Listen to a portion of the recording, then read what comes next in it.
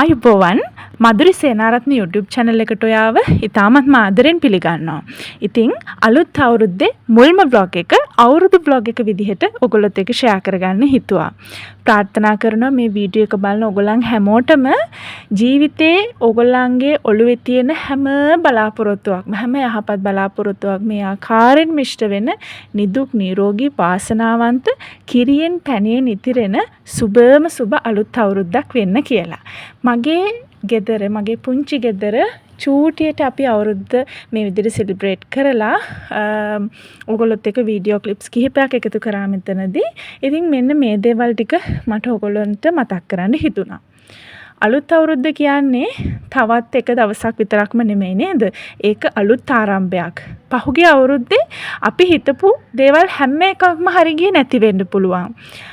කැඩිච්ච බිඳිච්ච හීන තිබ්බ වෙන්න පුළුවන්. නවතින්න හිතපු මොහොතවල් තිබුණා වෙන්නත් පුළුවන්. ඒත් බලන්නකෝ ඔයා තාමත් ඔය තැන හැමම ඉන්නවා. ඒකම ප්‍රූෆ් එකක්නේ. ඒකම සාක්ෂියක් ඔයා ගොඩක් ශක්තිමත් කියලා කියන්න. ඉතින් මේ අවුරුද්දේ අලුත් ඇඳුම්, සපත්තු, බෑග්, ස්වීට්ස් වර්ග, ඩෙකොරේෂන්ස් මේ හැම දෙයකටම වඩා ගොඩාක් වැදගත් දෙයක් තියෙනවා. ඒ තමයි ඔයාගේ අලුත්ම අලුත් මයින්ඩ්සෙට් එක, ෆ්‍රෙෂ් මයින්ඩ්සෙට් එක. ඉතින් අලුත් බලාපොරොත්තු, අලුත් ශක්තියින් අතරම මෙහෙම හිතුවොත් මේ අවුරුද්දේ මම කිසිම හේතුවක් නිසා තව කා එක්කවත් මාව සංසන්දනය කරගන්නේ නැහැ. කම්පෙයා කරගන්නේ නැහැ. රෂ් වෙන්නේ නැහැ. ඒත් එක්කලාම අනිත් අය දිහා බලලා තමන්ගේ වැලිව් එක ගැන ඩවුට් එකක්, සැකයක් ඇති කරගන්නේ නැහැ. මේ අවුරුද්දේ ඔයාගේ ජීවිතේ තීම් එක තමයි ඔයාගේ අභ්‍යන්තර සාමය. ඉතින් චූටි දේවල් ජීවිතේ ලබා ගන්න පුළුවන් චූටි achievement celebrate කරන්න. නරක දවස් තියෙන්න පුළුවන්. හැබැයි ඒවත් accept කරන්න.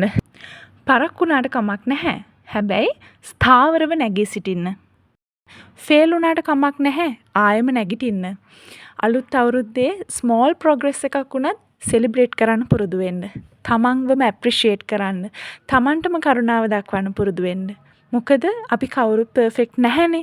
ඉතින් ඇත්තටම අපි perfect වෙන්න ඕනි නැහැ. අපි වෙන්න ඕනි real character එකක් වෙන එක විතරයි. මේ අවුරුද්දේ අපි අපිටම පුංචි පොරොන්දු ටිකක් දී ගමුද? ජීවිතේ මෙතනින් එහාට කිසිම හේතුවක් නිසා මම මාව අතහැරගන්නේ නැහැ. මම මගේ ලයිෆ් එක වෙනුවෙන් දිගටම ෆයිට් කරනවා. මම මගේ අභ්‍යන්තර සාමය වෙනුවෙන් දිගටම සටන් කරනවා.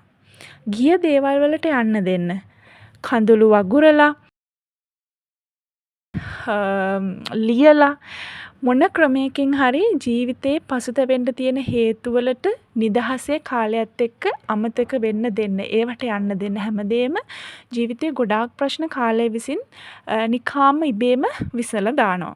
ඉතින් අලුත් අවුරුදු දාවත් එක්ක ඔයාට තියෙනනේ අලුත් පටන් ගැනීමක්. ඉතින් අලුත්ම හුස්මක් එක්ක, අලුත්ම හිතක් එක්ක, අලුත්ම බලාපොරොත්තුත් එක්ක අපි මේ අලුත් අවුරුද්ද ගොඩක් ආදරෙන් පිළිගමු. අදින් පටන් ගන්න මේ කතාව, මේ ස්ටෝරි එක ඔයාගේ ජීවිතේ හොඳම චැප්ටර් එක වෙන්න පුළුවන්. ඇත්තටම මේ අවුරුද්ද ඔයාලගේ ජීවිතේ හොඳම අවුරුද්ද කරගන්න පුළුවන්. ඉතින් ඒ නිසා බය නැතුව ඉස්සරහට යන්න. හෙමින් වුණත් නතර වෙන්නේ නැතුව. මොකද හැම තිස්සෙම විශ්වාස කරන්න ඔයාගේ තියෙන බෙස්ට්ම වර්ෂන් එක තව ඉස්සරහට එන්න තියෙනවා කියලා. අලුත් අවුරුද්දේ ගෙදර ක්ලීන් කරා වගේම ඔයාගේ හදවතත් ක්ලීන් කරගන්න. all pain let go, all doubts let go. New year, new chances, new version of you. ඉතින් අදින් පටන් ගන්න මේ ස්ටෝරි එක මම කිව්වා වගේ ජීවිතේ බෙස්ට්ම හොඳම chapter එක වෙන්න පුළුවන්. So start fresh, start now, start with belief. ඉස්සර අපි කොච්චර ශ්‍රී ලංකන්නවද නේද වෙල්ලේ? මේ මම කොම්පියුටර් හදමු. සුදු පුතේ ඉස්සරත් අපි දෙන්න තාත්තයි මයි කොම්පියුටර් වලින් බත් වියලා මිරිස් කුඩු හදනවා තාත්තා ගඩොල් කුඩු කරලා නිවිති මාළු වියලා ඇත්තට අතන සෙල්ලංගයක් දාන්න ෂෝයි.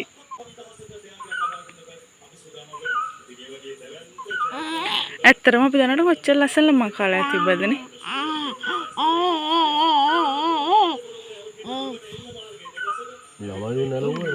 ළමයි අපේ නංගි ළමයටත් ගත්තේ. ඒ රෙමෝනික් විදිහට නීමි බබා. නේද? ඉතින් අපි දැන් බැන්දේ අන්තරිය මල් පොකරක් අරගෙන පොරුත් අතන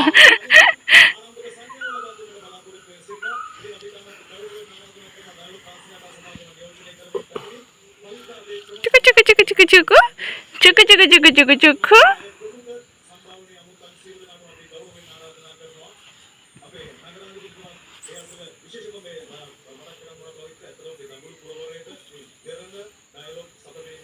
ශාන්තුති මැනික කට නෙමෙයි බිම හොඳේ වැලියන්නේ බිමට කටට නෙමෙයි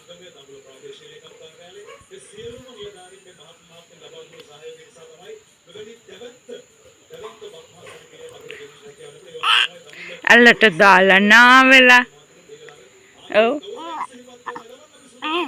ඔව් රත්මල් තඹනනේ තඹ පොතට රත්මල් වීමේ දානවානේ චුටිමැනික සුදු පොතේ